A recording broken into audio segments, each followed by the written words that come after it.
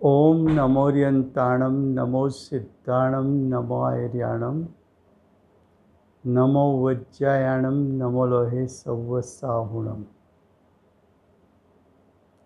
मंगलम भगवान वीरो मंगलम गौतमो गणी मंगलम कुंद कुंदार्यो जैन धर्मोस्तु मंगलम। ओंकार बिंदु संयुक्तम नित्यं जायन्ति योगिनः।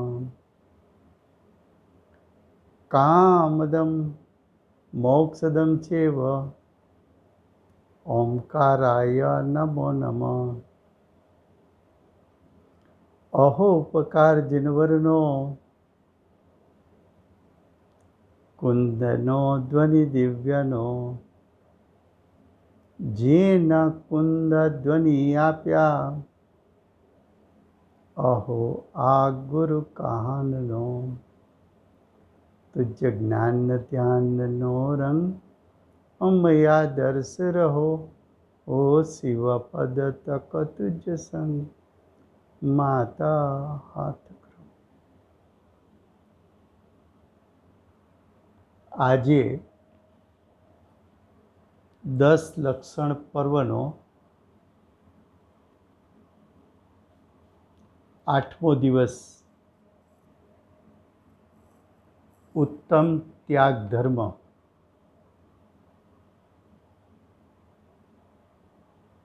નગ્ન દિગંબર સંત મુનિ મહારાજ સમ્યક દર્શન સમ્યક જ્ઞાનપૂર્વક સમ્યક ચારિત્રનું પાલન કરે છે।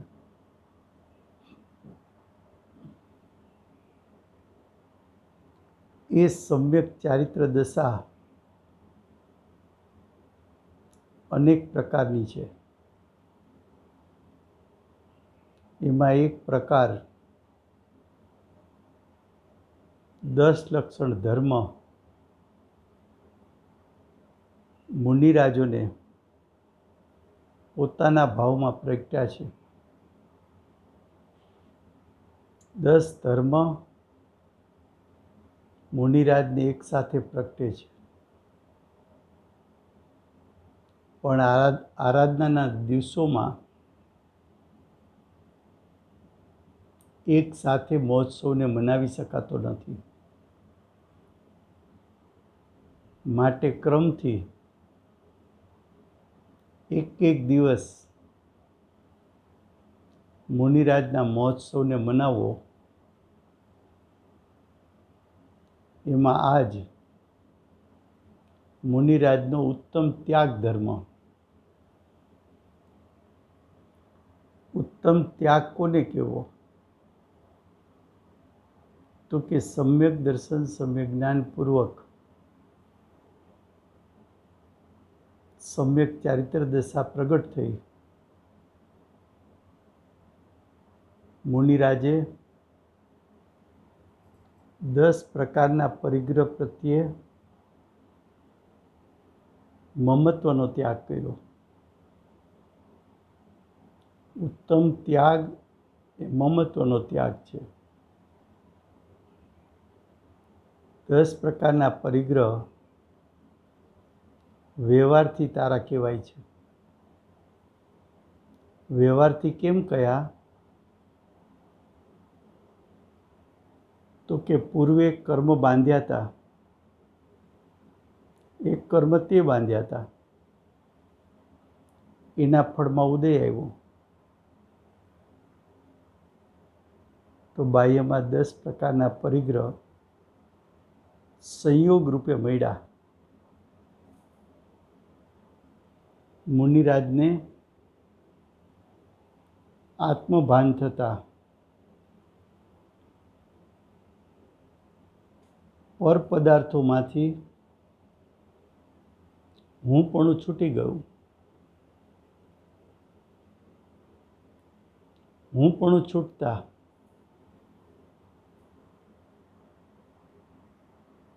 મારાપણું છૂટતા, મમત્વ છૂટતા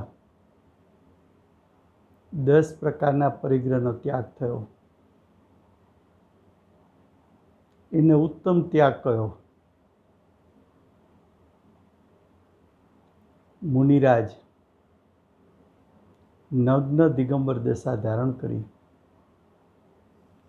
કારણ કે આ દેહ પ્રત્યે પણ મુનિરાજને મોહ ગળી ગયો. દેહનો મોહ છૂટ્યો. દેહનો ત્યાગ ક્યાં સુધી નહીં થઈ શકે? તો કે આયુષ કર્મ છે ત્યાં સુધી થઈ શકતો નથી. પણ દેહ હોવા છતાં તે પ્રત્યેનું મમત્વ છૂટી શકે છે. એનો મુનિરાજે ત્યાગ કર્યો. માટે તો 28 મૂળગુણનું પાલન કરે છે. તો શરીર પ્રત્યે મોહનો ત્યાગ એ ઉત્તમ ત્યાગ છે.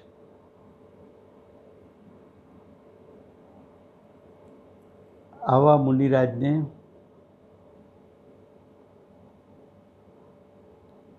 રાગનો રાગ હોતો નથી.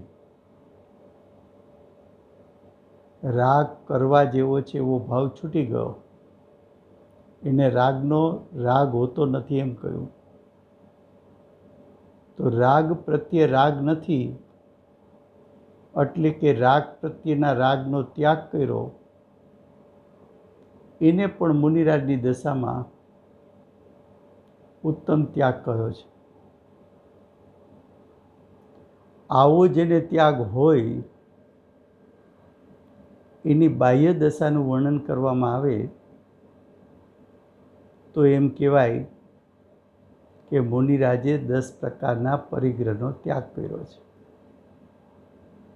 10 પ્રકારના પરિગ્રહનો ત્યાગ કર્યો છે એમ બતાવવું છે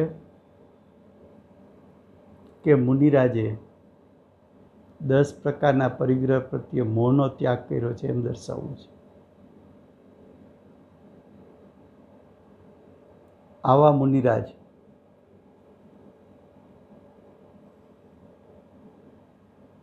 ત્યાગી મુનિરાજ. શરીર પ્રત્યે મોહ ગળી ગયો તો વસ્ત્રનો ત્યાગ થઈ ગયો.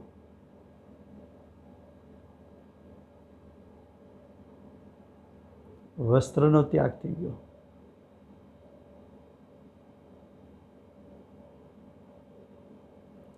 આહાર દિવસમાં એક વખત થઈ ગયો.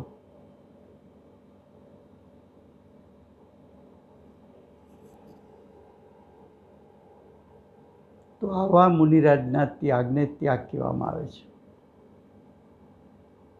ઉત્તમ ત્યાગ. મુનિરાજની ભૂમિકા સિવાય ચતુર્થ ગુણસ્થાનવર્તી સમ્યક દ્રષ્ટિ, પંચમ ગુણસ્થાનવર્તી શ્રાવક, મુનિરાજને આહારદાન દે સંયમના હેતુ માટે, એ પણ ઉચ્ચ પ્રકારનો ત્યાગ છે. મુનિરાજને આગમ અર્પણ કરવું એ પણ જ્ઞાનના સંયમના હેતુ માટે છે.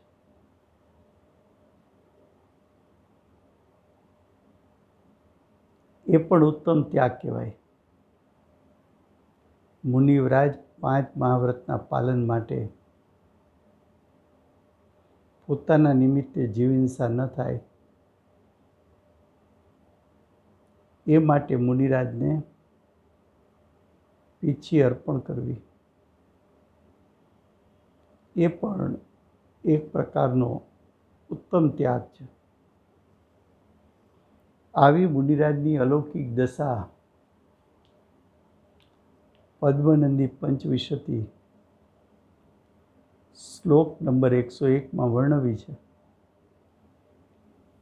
એનું આત્માનુભવપૂર્વક નિરૂપણ સોનગઢના સંત શ્રી કાનજી સ્વામીએ કર્યું છે. હવે કે છે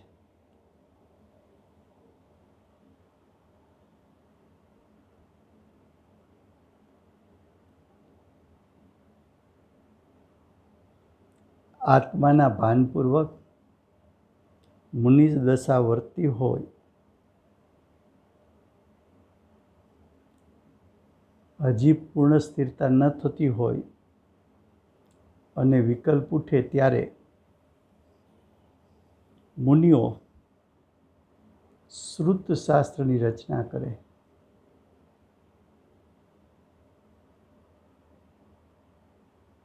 तो श्रुत का उपदेश देना, शास्त्र रचना करना, ये शास्त्र रचना करके मुनिराज वहीं छोड़ देते हैं.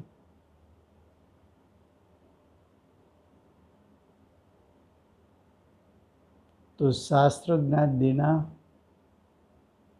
और दूसरे जीवों के भावों में से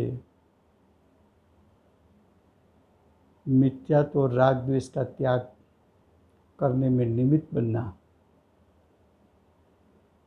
उसको भी उत्तम त्याग धर्म कहा. मुनिराज ने सम्यक दर्शन ज्ञान चारित्र प्रकट किया, उससे किसका त्याग हो गया? तो कि सबसे पहले भाव कर्म का नाश हुआ, तो भाव कर्म का त्याग हो गया. भाव कर्म उत्पन्न नहीं हुआ तो द्रव्य कर्म का बंध नहीं हुआ, तो उसका भी त्याग है. द्रव्य कर्म का बंध नहीं हुआ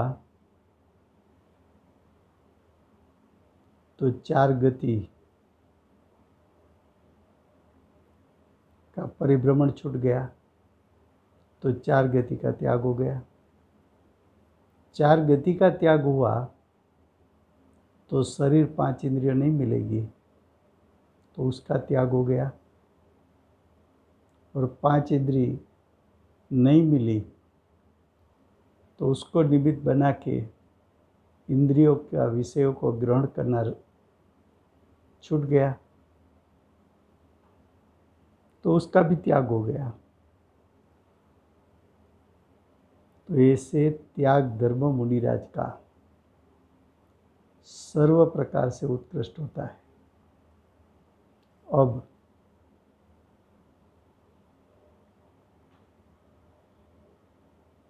हमारी 47 शक्ति का विषय चलता है. उसमें प्रथम शक्ति जीवत्व शक्ति, दूसरी शक्ति चिति शक्ति, तीसरी शक्ति दर्शी शक्ति. इतना विषय चला है. आज चौथी शक्ति ज्ञान शक्ति.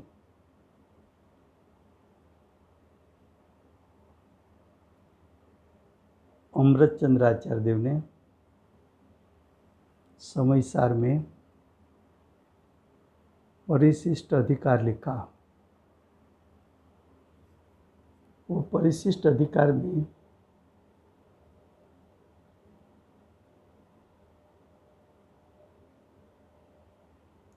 एक शक्ति का प्रकरण लिखा.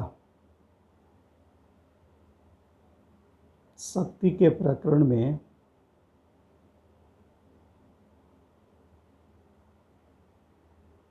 आचार्य भगवान ने शक्ति के माध्यम से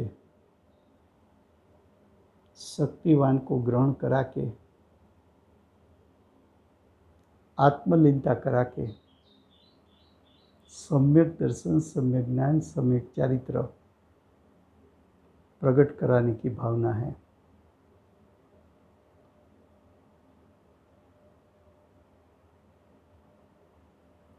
ऐसी भावना के कारण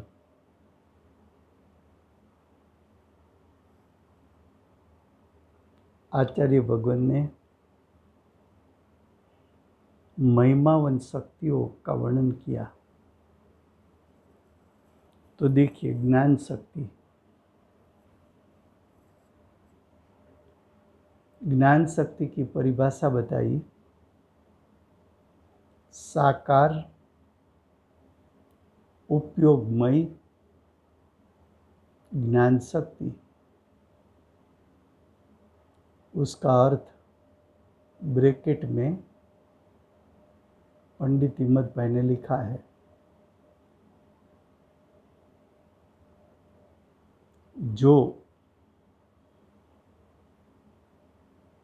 ज्ञेय पदार्थों का विशेष रूप आकारों में उपयुक्त होता है, ऐसी ज्ञान उपयोगमय ज्ञान शक्ति। अब उसका अर्थ, जो का अर्थ है साकार उपयोगमय ज्ञान शक्ति।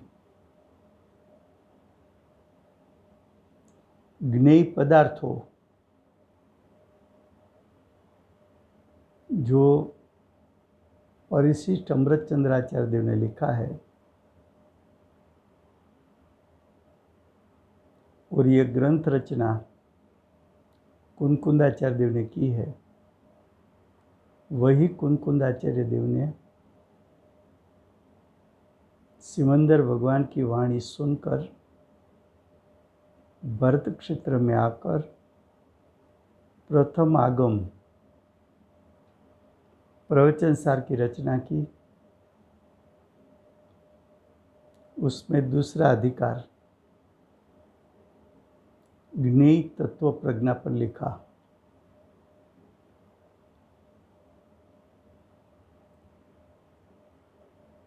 ज्ञेय जनाने लायक पदार्थ, उसको ज्ञेय कहने में आता है।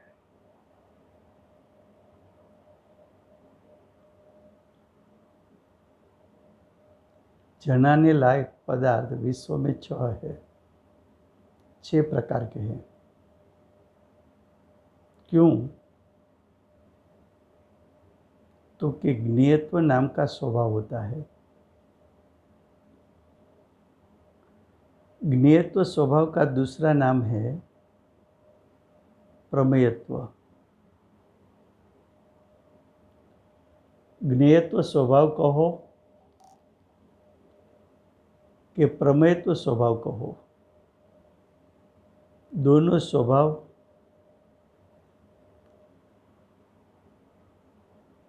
समान हैं, 2 नाम है सिर्फ। प्रमेयत्व नाम का स्वभाव 6 द्रव्यों में है।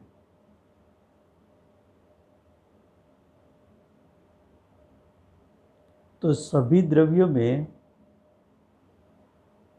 जो ज्ञेयत्व स्वभाव है,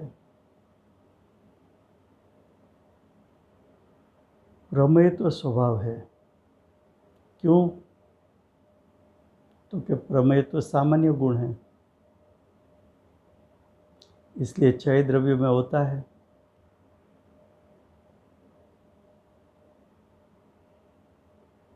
एक ज्ञान स्वभाव, दूसरा ज्ञेयत्व स्वभाव अर्थात प्रमेयत्व स्वभाव।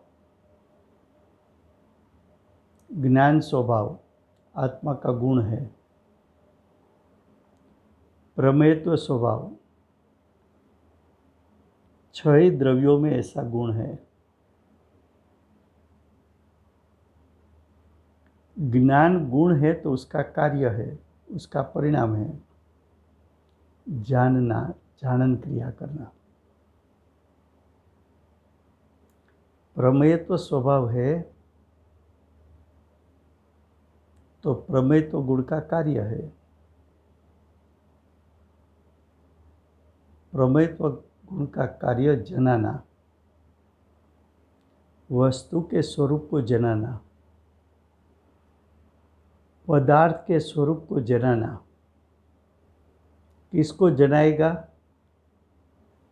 ज्ञान को।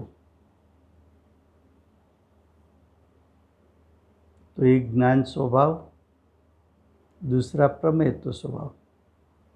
एक जानने वाला स्वभाव, दूसरा जनाने वाला स्वभाव। दोनों के स्वभाव के कारण और दोनों के परिणाम होने के कारण ये दो परिणाम के बीच में एक निमित्त नैमित्तिक संबंध उत्पन्न होता है, जिसको ज्ञाताज्ञेय संबंध कहने में आता है।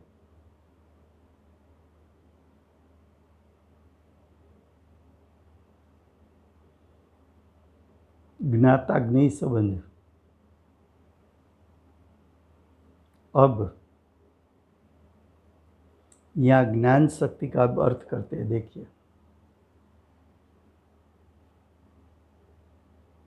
जो का अर्थ है ज्ञान शक्ति। ज्ञेय पदार्थों का, तो ज्ञेय पदार्थों का उसका अर्थ छह द्रव्यों का विशेषो रूप। विशेष का अर्थ है गुण भेद, पर्याय भेद।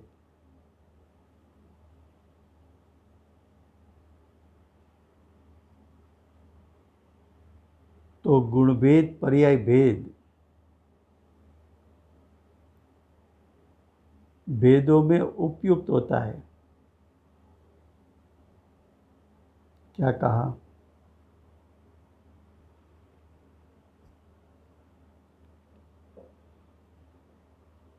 क्या कहा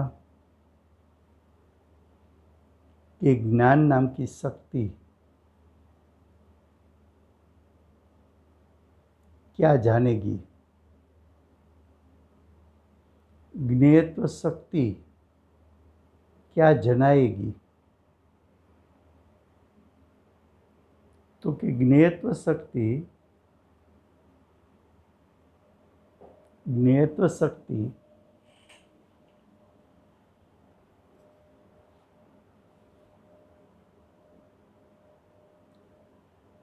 जिस द्रव्य में प्रमेयत्व गुण है, तो प्रमेयत्व गुण छह द्रव्य में है। तो छह द्रव्य अपने अपने में प्रमेयत्व शक्ति होने के कारण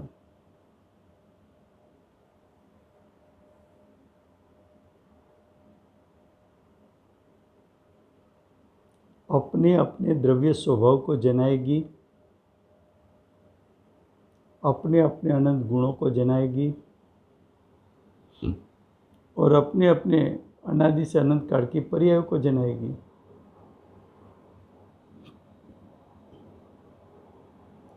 ज्ञेयत्व शक्ति के कारण सभी द्रव्यों अपने द्रव्य गुण पर्याय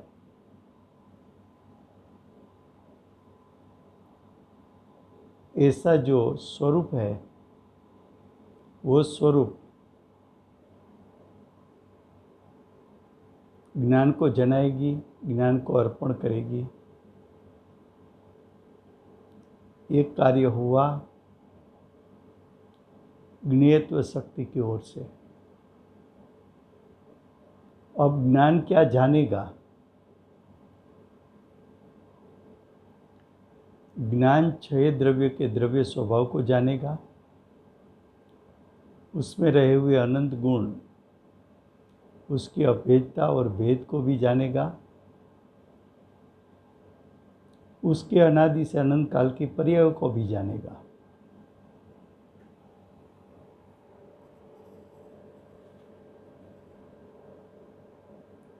तो ज्ञान शक्ति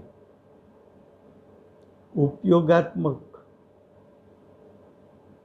विश्व के सभी द्रव्यों, सभी द्रव्य के अनंत अनंत गुणों, उसकी अनादि से अनंत काल के पर्यायों,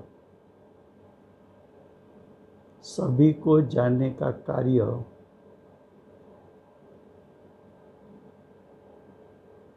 ज्ञान करेगा। तो ज्ञान ने सभी द्रव्यों के अभेद स्वभाव को भी जाना और भेदों की भी जाना, गुण भेद और पर्याय भेदों को भी जाना।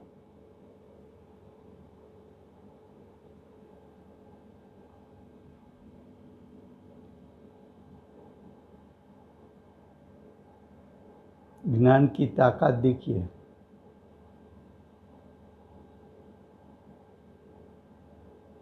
ऐसी ज्ञान शक्ति आत्मा में है जिसका कार्य जानना और प्रमेयत्व का कार्य जनाना।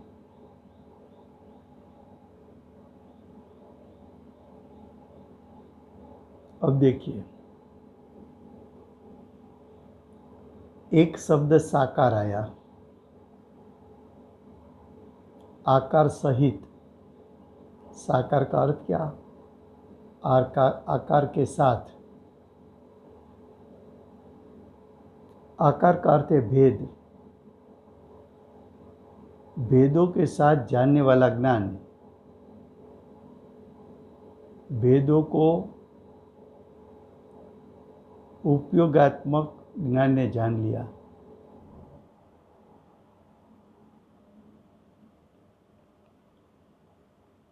अब उपयोगमयी ज्ञान उपयोग के साथ है। ज्ञान अपनी एकाग्रता के साथ है।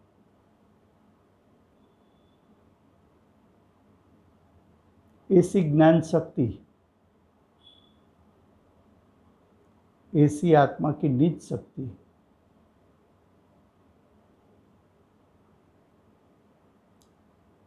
आत्मा में शक्ति अनंत है। अनंत शक्ति में एक शक्ति ज्ञान शक्ति है।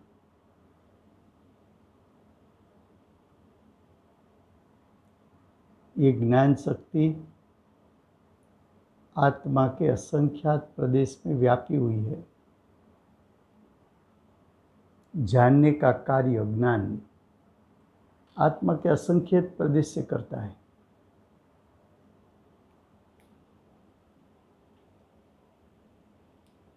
क्या कहा? अब देखो, ज्ञान किसको जान सकता है? तो कि ज्ञान स्व को भी जान सकता है, पर को भी जान सकता है। क्यों? स्व में भी प्रमेयत्व शक्ति है और पर में भी प्रमेयत्व शक्ति है। छह द्रव्य में प्रमेयत्व शक्ति है। इसलिए आत्मा स्व को भी जान सकता है, पर को भी जान सकता है। लेकिन शक्ति प्रकरण में आत्मा का अनुभव कराने का प्रयोजन है। इसलिए प्रयोजनभूत जानना स्व को है। प्रयोजनभूत किसको जानेगा? तो के स्व के स्वभाव को। स्व के स्वभाव को जो ज्ञान जानेगा तो वो ज्ञान निर्विकल्प हो जाएगा। वो ज्ञान सम्यक ज्ञान होगा। उस ज्ञान को क्या कहते हैं? तो कि ऐसे ज्ञान को सम्यक ज्ञान कहने में आता है। अज्ञानी ने आज तक स्व को कभी जाना नहीं।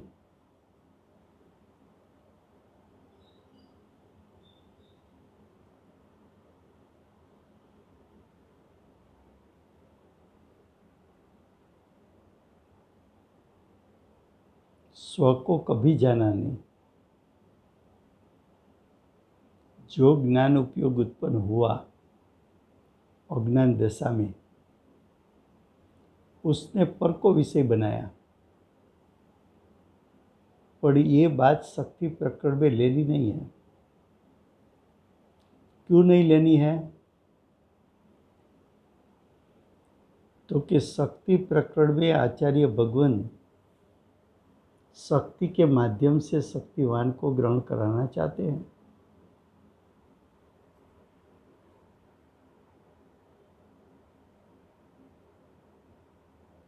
शक्तिवान को ग्रहण करो।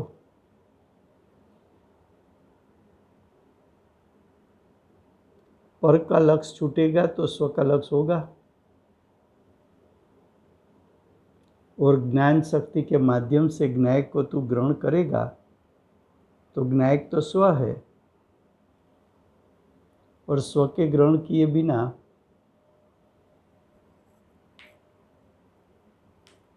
ज्ञान सम्यक तो होता नहीं। तो यहां सिर्फ स्व का विषय बताना है। अब देखो,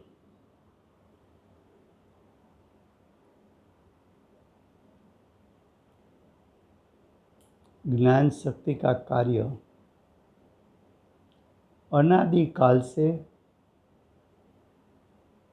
जानने का कार्य। एक इंद्रिय में जीव चला गया निगोद में, निगोद के एक शरीर में अनंत जीव रहते हैं।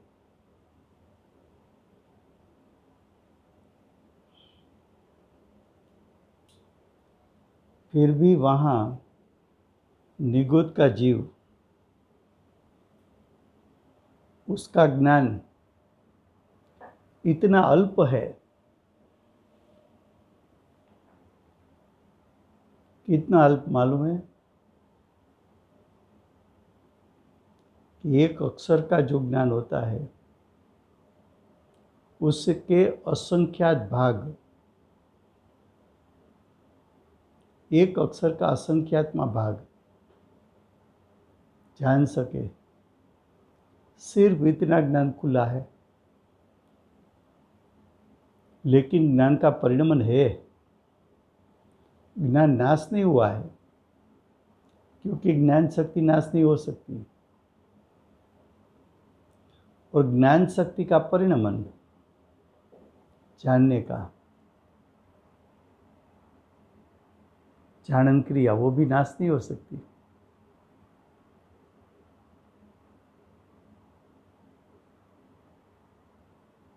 अब सिद्ध पद में चला गया जीव, तो वहां ज्ञान परिपूर्ण खिल उठा। लेकिन वहां भी ज्ञान गुण ने कार्य तो जानने का किया, क्यों? जानना उसका स्वभाव है। केवल ज्ञान के एक समय में 3 काल 3 लोग को जाना, लेकिन ज्ञान जानने के अलावा क्या कार्य कर सकता है? जानन क्रिया के अलावा कुछ नहीं कर सकता। अनादि काल से अज्ञानी ने गलती क्या की कि अनादि से आज तक एक बार भी स्व को नहीं जाना। वो सबसे बड़ी गलती।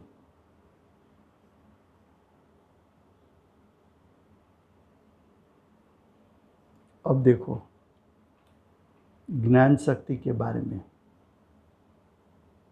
ज्ञान शक्ति है तो स्व पर प्रकाशक। ज्ञान शक्ति पदार्थों को भेद अभेद पूर्वक जानती है। ज्ञान शक्ति रूपी पदार्थ को जान सकती है, अरूपी पदार्थ को भी जान सकती है। चेतन पदार्थों को भी जान सकती है, अचेतन पदार्थों को भी जान सकती है। मूर्तिक पदार्थों को जान सकती है, अमूर्तिक पदार्थों को भी जान सकती है। एक प्रदेशी द्रव्यों को भी जान सकती है, अनंत प्रदेशी आकाश को भी जान सकती है।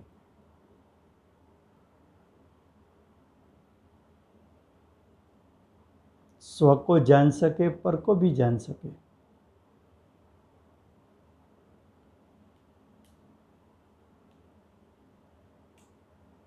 ज्ञान वस्तु के स्वरूप को जानेगा तो द्रव्य गुण पर्याय सहित जानेगा। वस्तु के स्वरूप को जानेगा तो द्रव्य को उत्पाद व्यय द्रव्यात्मक जानेगा। विश्व के पदार्थ को जानेगा तो सामान्य विशेषात्मक पने जानेगा। क्योंकि ज्ञान शक्ति स्वपर प्रकाशक है।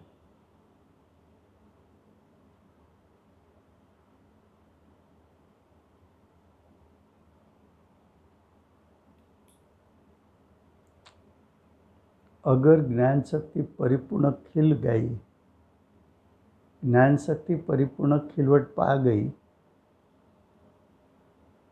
तो हम उसको शास्त्रीय भाषा में केवल ज्ञान कहते हैं, क्षायी ज्ञान कहते हैं, परिपूर्ण ज्ञान कहते हैं, ज्ञान की परिपूर्ण खिलवटता कहते हैं।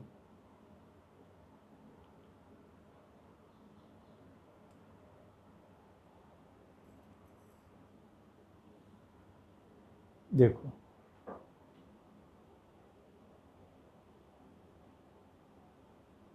वो केवल ज्ञान एक एक द्रव्य जाति अपेक्षा के, उसके द्रव्य गुण पर्याय और जाति अपेक्षा के द्रव्यों की संख्या ज़्यादा हो, मानो कि जीव, अनंत अनंत पुद्गल, असंख्यात काल द्रव्य, तो अनंत जीव है तो एक एक जीव का द्रव्य गुण पर्याय को जान लेता है ज्ञान शक्ति।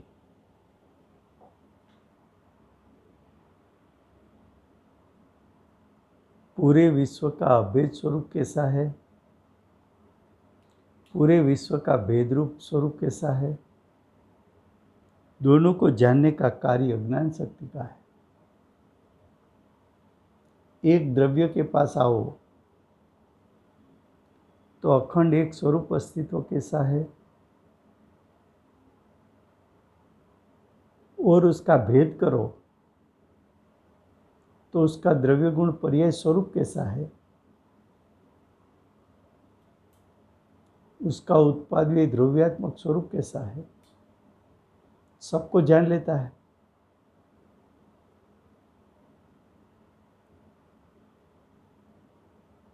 एक एक गुण ऐसे अनंत गुण एक एक द्रव्य में, ऐसे विश्व में अनंत अनंत द्रव्य। एक गुण की पर्याय अनादि से अनंत काल, अनंत, ये तो एक गुण की बात हुई।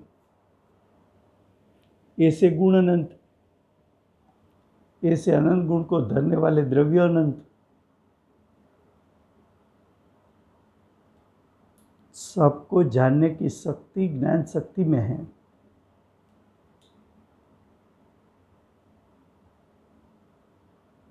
पूर्ण सामर्थ्य है। ऐसा शायद अनंत विश्व हो तो भी ज्ञान जान लेता है। क्यों? तो कि ज्ञान का सामर्थ्य बेहद है, उसको मर्यादा नहीं है जानने की, अमर्याद ज्ञान।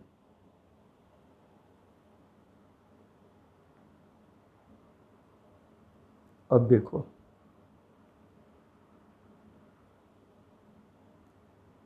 एक जो पर्याय होती है उसके अविभाग प्रतिच्छेद अनंत होते हैं, वो केवल ज्ञानगम्य है।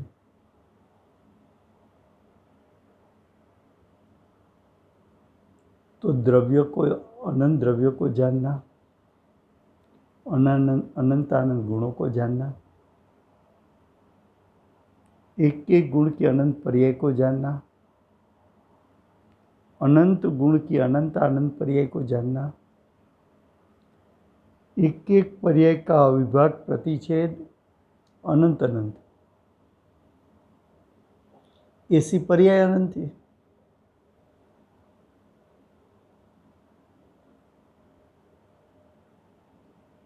ये सब को जानने की शक्ति ज्ञान शक्ति में है और उन सभी में ज्ञेयत्व भरा पड़ा है। वो जना रहा है, ज्ञान उसको जान रहा है। देखो, हम लोग गलती क्या करते हैं कि हम कहते हैं कि अग्नि जलाती है, तो कि ये सेंटेंस तेरा पूर्ण नहीं है। पूर्ण सेंटेंस ऐसा होना चाहिए कि अग्नि जलने वाले पदार्थ को जलाती है। ऐसा कहने में अंतर क्या आया? अग्नि ने जलाया, उसमें तो आपने अग्नि की शक्ति का स्वीकार किया, लेकिन जलने वाली शक्ति को उसमें जल सके ऐसा स्वभाव होना चाहिए, नहीं तो जलेगी नहीं। कागज डालो अग्नि में, जल गया। लकड़ी डालो, जल गई। एस्बेस्टोस डालो, नहीं जलेगा। तो अग्नि किसको जलाएगी? तो कि जिसमें जल सके ऐसा स्वभाव हो, दूसरे को जला नहीं सकती। उसी प्रकार ज्ञान किसको जानेगा? तो कि जिसमें जलाने का स्वभाव है उसको जानेगा। जलाने वाले पदार्थ अखंड एक एक होते हैं, लेकिन एक एक द्रव्य के पेटाड़ में अनंत गुण भेद है, अनंत अनंत पर्याय का भेद है। उन सभी को एक समय में एक साथ जानना, उसको युगपत ज्ञान कहने में आता है। वो कार्य ज्ञान शक्ति का है। मालूम पड़ता है।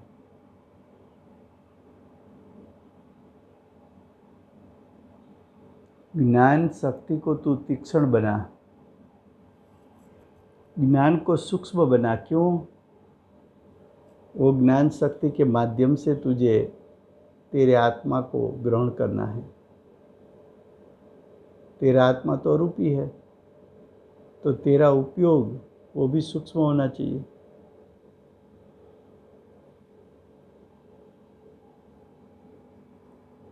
तो ज्ञान शक्ति है तो स्वपर प्रकाश शक्ति, है तो आत्मा की शक्ति, है तो त्रिकाल शक्ति। निगोद में चला गया फिर भी ज्ञान शक्ति सलामत रही।